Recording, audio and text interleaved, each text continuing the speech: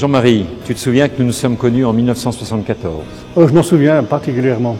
Je n'étais pas encore président de la Chambre d'agriculture et j'étais délégué du CDGA du Doubs au conseil d'administration du SUAD, conseil de développement de l'agriculture. Et c'est à ce titre-là que je t'ai rencontré, parce qu'on parlait déjà des organisations des filières bovines, c'était son job, et le lait, les fromages, c'était déjà le grand débat de l'époque. Fallait-il développer une filière structurée à partir du comté et de l'emmental, ou alors obtenir autant qu'il était possible des prix garantis, mais par qui? Quelle est la tendance qui a gagné? C'est tout simplement le particularisme local, car nous avions confiance à notre savoir-faire, à l'existant, à ce produit qui se développait gentiment, mais qui avait besoin d'un second souffle et surtout d'une assise judiciaire. Ça a été obtenu par le tribunal de Dijon, et ensuite une assise qui définissait des contours d'une AOC bien enracinée sur son terroir, sur son territoire, et qui se limitait à cette Franche-Comté et avec quelques autres départements limitrophes, qui étaient d'ailleurs un peu la zone d'origine et d'expansion de la race montbéliarde. Jean-Marie, comment expliques-tu la différence de comportement et de sensation entre le département du Doubs et celui du Jura? C'était d'abord une culture partagée quant au mutualisme. Nous sommes les héritiers de Proudhon et Fourier dans cette région, et ça est resté, la coopérative. Cela dit, nous avions dans le Doubs un particularisme aussi, c'est que nous produisions des l'emmental. Et l'emmental était aussi important en volume produit que le comté. Et l'identité jurassienne était beaucoup plus forte, eu égard à cette connaissance de la culture de la vigne avec ses 5 cépages et ce fameux Savalien qui se mariait si bien avec le comté. Le département du Doubs n'avait pas cette culture. Cela dit, ils ont fait front commun. Nous devons donc une fière chandelle aux Jurassiens. C'est évident que les Jurassiens sont partis les premiers. Ils étaient imprégnés de cette culture. Ils se sont battus jusqu'au bout et contre tous les mouvements qui étaient très opposés à cette organisation, entre ceux qui voulaient une organisation est-centrale, qui mélangeait toutes les pâtes pressées cuites, et les Jurassiens qui étaient fidèles à leur terroir exclusivement. La première démarche gagnante, c'était de créer ce fameux syndicat, créé par un ingénieur de Favin, un agriculteur du Jura, qui était M. Debar. À partir de là, ils avaient déjà enclenché la première vitesse. Quel fut le premier objectif de la création du syndicat? Le premier objectif, c'était simple, nous sortions de la guerre, nous étions dans une forme d'économie administrée, et les produits issus des fricaires étaient taxés, le comté l'était plus que l'emmental, et par conséquent, ça a été le premier combat pour différencier emmental et comté. Ont-ils obtenu satisfaction? Oui, ils ont obtenu satisfaction, et c'était la première victoire. La deuxième victoire a consisté à mettre en place progressivement un tout petit cahier des charges agissant des problèmes de qualité. Donc nos anciens faisaient déjà du contrôle qualité? Oui, ils en avaient grand besoin. Après cet effort de qualité, c'est naturellement le mouvement de la promotion qui s'est développé à travers des opérations de communication importantes. Nous avions déjà avec ce syndicat un CIGC en germe, en devenir. Il existait en germe, mais il fallait un plus. Il fallait qu'on consolide ses bases, d'abord juridiques. C'est la décision du tribunal de Dijon qui en a fondé la base. Le comté ne pouvait plus se produire ailleurs que dans cette région bien délimitée. Et le tribunal vous a aussi donné un cahier des charges? Non, il en est resté au stade judiciaire.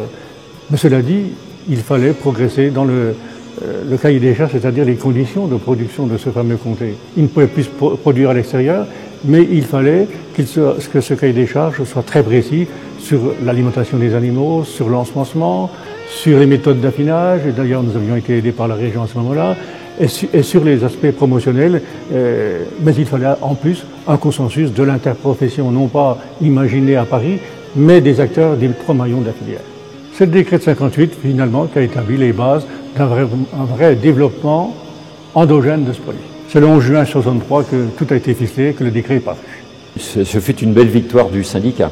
La première grande réussite du syndicat, mais il a fallu se battre 5 ans contre tous les opposants. Et pourquoi les Jurassiens ne se sont pas contentés de leur syndicat? Pourquoi ont-ils eu besoin de créer une interprofession?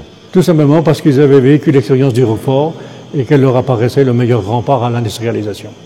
Et comment ont-ils fait? Nous avons eu une chance dans le Jura d'avoir 2 grands hommes politiques. Edgar Faure, qui était président de l'Assemblée nationale, qui a été maintes fois ministre, De Gaulle lui avait confié une mission exceptionnelle d'aller reconnaître la Chine. Et s'agissant de la reconnaissance du comté, il a mouillé sa chemise pour aller dans les cabinets ministériels et nous obtenir ces décrets. Donc le comté avait gagné, ça a été ensuite un long fleuve tranquille. Nous avions gagné sur le papier, c'était la première victoire. Mais les influences de certains émentalistes et les tenants des défenseurs de l'Est central faisaient les ministères pour que ne soit pas reconnu officiellement dans les faits l'application de ce décret. Alors, il a fallu 5 ans, effectivement, pour que nous puissions avoir un conseil d'administration émanant des maillons de la filière. Qui, pendant ces 5 années, a défendu le comté? C'est toujours été les Jurassiens, puisque Bernard Bollée a gagné son élection à l'arraché contre Pierre Duposé qui s'y était opposé. Ça s'est joué à une seule voix. Et comment le CGC a-t-il démarré financièrement parlant? Il a eu beaucoup de mal. Il n'avait pas de budget pratiquement. Et il escomptait toujours. Je pense qu'il tirait des traites sur le Crédit Agricole sur les 50 millions qui avaient été annoncés par Duhamel et qui n'arrivaient jamais. C'était les nationaux, non pas des politiques, mais des professionnels de l'agriculture qui s'y opposaient. Il a donc fallu utiliser des influences politiques pour arriver à nos fins. Ah, toujours, mais les jurations étaient toujours à la pointe du combat. Et c'est eux qui, une nuit, ont décidé d'envahir la préfecture. Le grand préfet Magrath a été réveillé en pleine nuit sous la direction des syndicalistes du Jura, dont le président, monsieur Richard. Ce combat nocturne dans cette préfecture du Jura a été porteur de fruits extraordinaires, puisque le lendemain matin, une promesse et un versement étaient acquis dans les 10 jours. Si je comprends bien, moi qui ai l'impression qu'il faut se battre de plus en plus fort au fil des ans, c'est une impression erronée. Vous étiez déjà à l'époque sur le champ de bataille en permanence. Et si nous n'avions pas obtenu de haute force l'application et la pose de cette plateforme identifiant chaque fromage, nous n'aurions jamais eu la ressource pour financer notre promotion, notre développement et l'expansion du produit. Dans les années 70, si j'ai bon souvenir, lorsqu'on ouvrait notre poste sur Europe 1 ou sur Radio Luxembourg, nous écoutions les clochettes de nos vaches montbéliardes dans les prés du Jura et du Doubs, avec ces belles clochettes qui étaient affichées également autour de la meule. C'était les premiers outils de promotion. C'est toujours M. Bollée qui était président.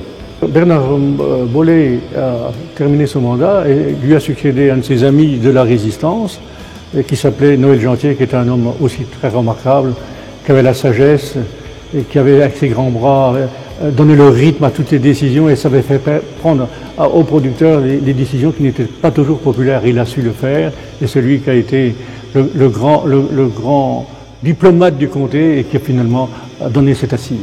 Eh oui, aujourd'hui, le SIGF n'existe plus. Donc je mesure ce que nous devons à votre génération. Je crois qu'il faut qu'on commence par l'amont. Ce qui a donné vie à cette région de Franche-Comté, c'est son souci coopératif de travailler ensemble. Il s'est concrétisé depuis la nuit des temps, depuis 2 ou 3 siècles, à travers ce qu'on appelle la fruitière, qui exprime bien cette expression, cette production issue du terroir, et dans laquelle la vie de petit producteur comme du gros producteur est le même, un homme, une voix. Quel conseil nous donnes-tu, Jean-Marie? Je vais vous conseiller de rester humble, car notre succès d'aujourd'hui est un succès qui s'est mesuré dans le temps. La production de comté est un métier de patience. Il faut vivre avec son terroir, avec sa nature, avec ses années pourries comme cette année, avec ses beaux soleils à venir. Restons des gens proches des réalités du terrain. Respectons tous ces fondamentaux auxquels nous avons fait allusion dans la construction capitalistique, dans le savoir-faire, dans la régulation, dans l'offre adaptée au marché, avec des outils modernes de communication, mais ne changeons rien à ce qui est essentiel, c'est notre attachement à la responsabilité personnelle et collective autour de nos grands projets.